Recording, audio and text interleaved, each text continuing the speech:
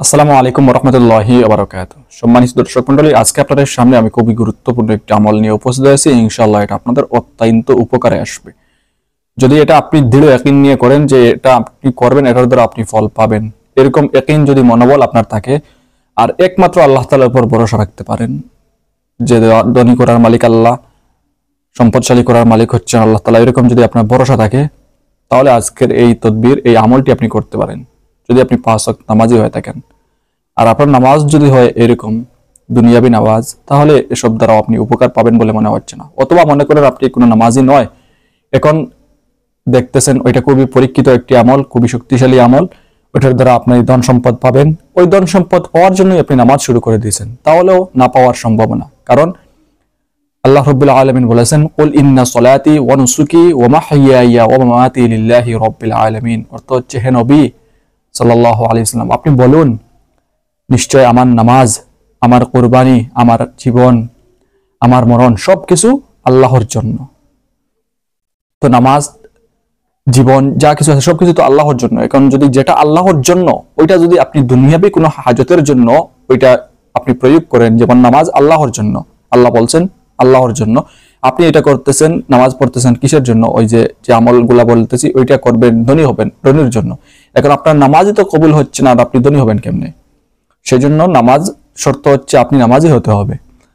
হ্যাঁ, যদি এরকম হয় যে আপনি নামাজ পড়েন না, কিন্তু এটার দ্বারা এটাও হতে হবে যে আজকে থেকে আপনি 5 ওয়াক্ত নামাজ পড়বেন। ঠিক আছে, ওইটা পড়বেন। নামাজ কেন পড়বেন না? আল্লাহ তাআলার কত নিয়ামত আপনি বুক করতেছেন, ওই নিয়ামতের শুকরিয়া তো আপনি নামাজ পড়ে কি শেষ করতে পারবেন? পারবেন না। সারাদিন নামাজ পড়ে তো শেষ করতে পারবেন না, তারপরেও কেন নামাজে আলসেমি?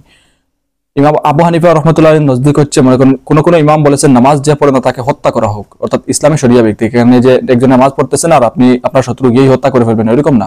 আমাদের ইমাম বলেছেন যে নামাজ না পড়ে তাকে জেলখানায় দেওয়া হোক, ওইখানে সে কারাগারে থাকুক, তারপরে তাকে ওইখানে বোঝানো হোক, তারপরে যদি সে নামাজ পড়ার জন্য ওয়াদা করে তাহলে তাকে বের করা হোক, আর যদি সে নামাজ পড়তে রাজি না হয় তাহলে ওই একদম যাবজ্জীবন কারাদণ্ডে থাকুক। বুঝছেন? অর্থাৎ নামাজ এত গুরুত্বপূর্ণ একটা জিনিস, যদি এই আইন জারি থাকতো সবাই কিন্তু নামাজ পড়তো। এক। আর দ্বিতীয় নাম্বার হচ্ছে, নামাজে গেলে যদি এরকম হইতো প্রতি ওয়াক্ত নামাজে গেলে 50 টাকা করে পাওয়া যাবে, যে যত আগে যাবে তার এক্সট্রা বোনাস আছে, অর্থাৎ গার্মেন্টসে যারা ওভার ডিউটি করে তাদের জন্য আলাদা টাকা। ওইরকম যে নামাজে যত আগে যাবে, আমার মনে হয় 24 ঘন্টা মসজিদে খালি হবে না, যে মসজিদে মুসল্লি থাকে না ওই মসজিদও খালি হবে না। এখন দেখেন আমাদের নামাজ, আমরা যে আমল করি আর উপকার পাই না, পরবর্তীতে আমলকে দোষী, কিন্তু আমরা কোন স্তরে গিয়ে পৌঁছেছি সেটা কি আমরা একটু বিবেচনা করি? তো যাই হোক, সেটা বিষয় নয়। বিষয় হচ্ছে আপনি নামাজ পড়তে হবে একমাত্র আল্লাহ তাআলার জন্য, আল্লাহর নিয়ামত বুক করতেছেন, এবং নামাজ না পড়লে আউয়ালু মা ইউহাসাবু বিহিল আবদু ইয়াউমাল কিয়ামাতিস সালাহ, কিয়ামতের দিন সর্বপ্রথম নামাজের হিসাব হইবে। ওই হিসাবে যদি আপনি আটকা পড়েন, আর কোনো নাই, আপনি জাহান্নামে যেতেই হবে। এখন তো বলতে পারেন যে এই তো জাহান্নামে যাবো, আর কি করবো, আর কি? একবার আগুনে হাত দিয়ে দেখেন, ওই আগুন জাহান্নামে যদি এই আগুন দেওয়া হয় মানুষ শান্তিতে থাকবে। এই শান্তির আগুনে একটু এখন হাত দিয়ে দেখেন তো সহ্য করতে পারেন কিনা, ধারণ ক্ষমতা একটু নিয়েন। যদি দেখেন যে পারেন তাইলে নামাজ পড়িয়েন না, যদি দেখেন যে এটা সম্ভব না তাহলে নামাজ পড়েন, কবুল করার মালিক আল্লাহ। ঠিক আছে?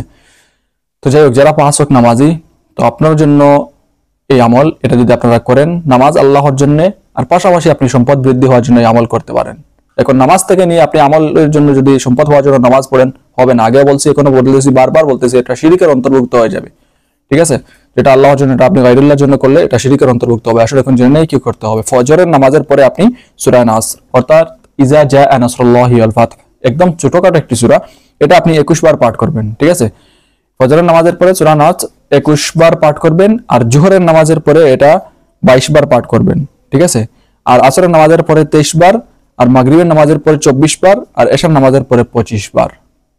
ঠিক আছে? 21 থেকে শুরু হবে, ফজরের নামাজের পরে 21, জোহরের নামাজের পরে 22, আসরের নামাজের পরে 23, মাগরিবের নামাজের পরে 24, এশার নামাজের পরে 25 বার। এরকম আপনি মাত্র 1 সপ্তাহ পাঠ করেন। 1 সপ্তাহ পরে যদি আপনি রেজাল্ট না পান, যেরকম আগে বলছি, সর্বপ্রথম নিজের উপর এই আত্মবিশ্বাস যে অবশ্যই আপনি উপকার পাবেন, আর অবশ্যই আপনি নামাজি হতে হবে। নামাজি হতে হবে আল্লাহর জন্য। নামাজ কোনো দুনিয়াবি হাজতের জন্য, সুখে থাকার জন্য এরকম নামাজ পড়লে হবে না। নামাজ আল্লাহর জন্য আপনি নামাজ পড়েন, আপনি মুত্তাকি, নামাজওয়ালা, পরহেজগার ব্যক্তি। তারপরে আপনি মনে করেন অভাবের মধ্যে আছেন, আপনি এই আমল করেন। যদি এইগুলা কোয়ালিটি আপনার মধ্যে থাকে, তাহলে 7 দিন পর্যন্ত আমল করেন, এর ভিতরে অবশ্যই আপনি উপকার পাবেন, গ্যারান্টি দিয়ে বলতে পারি। ঠিক আছে?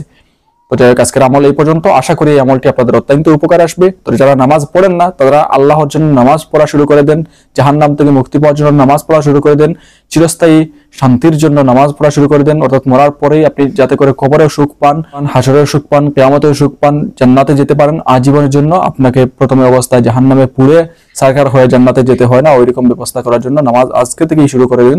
আর এর পরবর্তীতে মালিকের নামাজ যেহেতু পড়বেন, মালিকের অনুগত্য করবেন, মালিকের হারাম হালাল মেনে চলবেন, তারপরে আপনি আমল করবেন, মালিক আল্লাহ তাআলা আপনার আমলকে কবুল করবেন ইনশাআল্লাহ। ঠিক আছে, তো যাই হোক, আজকে ভিডিও পর্যন্ত। পরবর্তী ভিডিও দেখার আমন্ত্রণ জানিয়ে বিদায় নিলাম। সবাই ভালো থাকুন, সুস্থ থাকুন। আসসালামু আলাইকুম ওয়া রাহমাতুল্লাহি ওয়া বারাকাতুহু।